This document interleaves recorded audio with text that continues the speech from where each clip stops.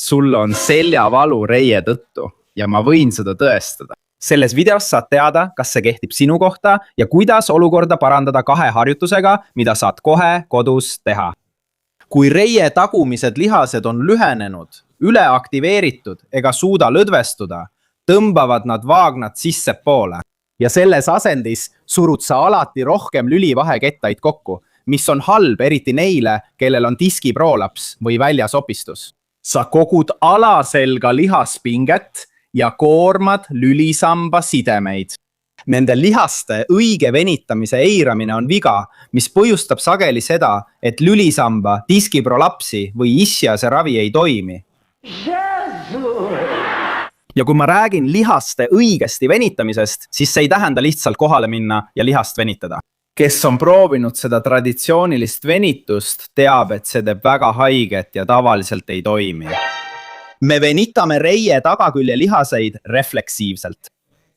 Ja selleks, et sa oleksid kindel ja tunneksid oma kehas, mis paraneb, alustame testimisega. Lihtsalt kalluta end ette ilma sundimata, kuni valu veel ei teki. Mõte on selles, et sa lihtsalt lõõgastud ja märgid ära pliiatsiga. Vas ma tõstan siin püksisäärt. Ma oleksin võinud selle video teha lühikeste pükstega, aga nii külm on, sa istud maha. Lihtsalt lõõgastu ja märgi pliiatsiga ära, kuhu sa käega ulatusid. Keskendu minule.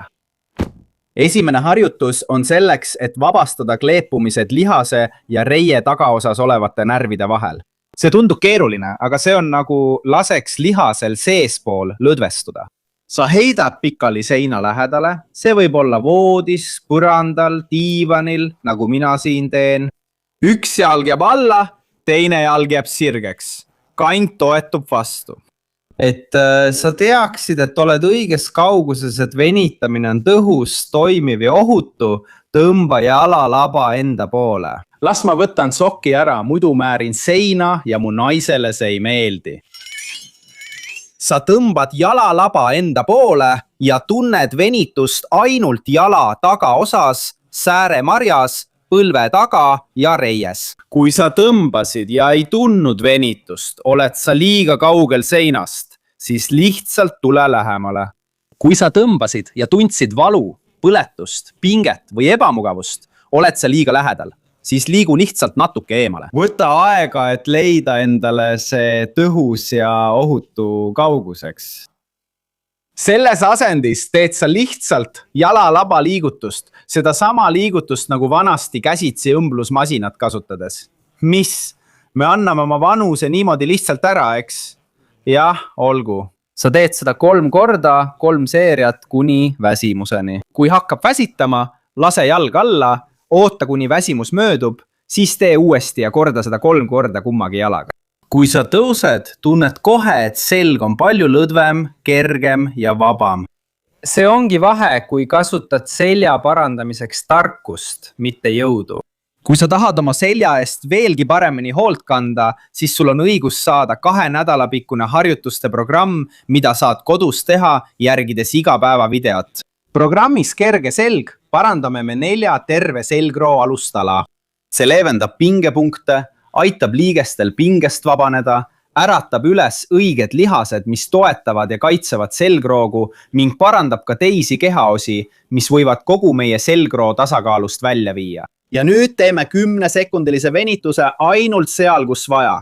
Idee on siin tasakaalustada keha tasakaalu. Ja ma unustasin öelda, Koluna Leevi link on siin all kirjelduses neile, kes soovivad tutvuda, rohkem teavet saada või programmiga kohe alustada. Lähme edasi. Idee on siin tasakaalustada keha tasakaalu. Kui me vähendame seda pinget selgroo eesosas, seda kogunenud lihaspinget, siis selja taga olevad lihased, sealhulgas reie tagumised lihased, peavad vähem jõudu kasutama. Et sa saaksid püsti seista, et end tasakaalus hoida, nagu ma ütlesin, kulub 10 sekundit, et sa erinevust tunneksid. Pane telefon laua peale ja tee koos minuga. Pane käed alaselja kõrgusele, soovitatavalt nii, et sõrmed puudutavad üksteist siin taga, ja ilma põlvi kõverdamata kalluta end tahapoole. Kuni tunned mõnusat meeldivat venitust ees, kõhus, rinnus, selgroo eesosas. Ei ole vaja sundida. Tunne peaks olema sarnane hommikuse sirutamisega. hoia seda tunnet 10 sekundit. Ja nüüd kordad testi, et näha, kas käsi ulatub kaugemale või kas selg on vabamaks läinud. Ja selleks, et lühenemine enam tagasi ei tuleks, pead lihtsalt kordama seda järjestust selles järjekorras 1 kord päevas. Ja kui valu kiirgab tuharasse või jalga, siis ma näitan, kuidas nutikalt leevendada istmikunärvi valu selles videos siin. Klõpsa lihtsalt siia ekraanile, et vaadata. Kui ma saan sind aidata, siis ära unusta seda videot jagada kellegagi, kes seda vajab. Vähemalt ühe inimesega, kes abi vajab. See on kõik, mida ma palun. Anna headust edasi. Ma lõpetan praegu, suur kallistus ja kohtumiseni järgmisel korral.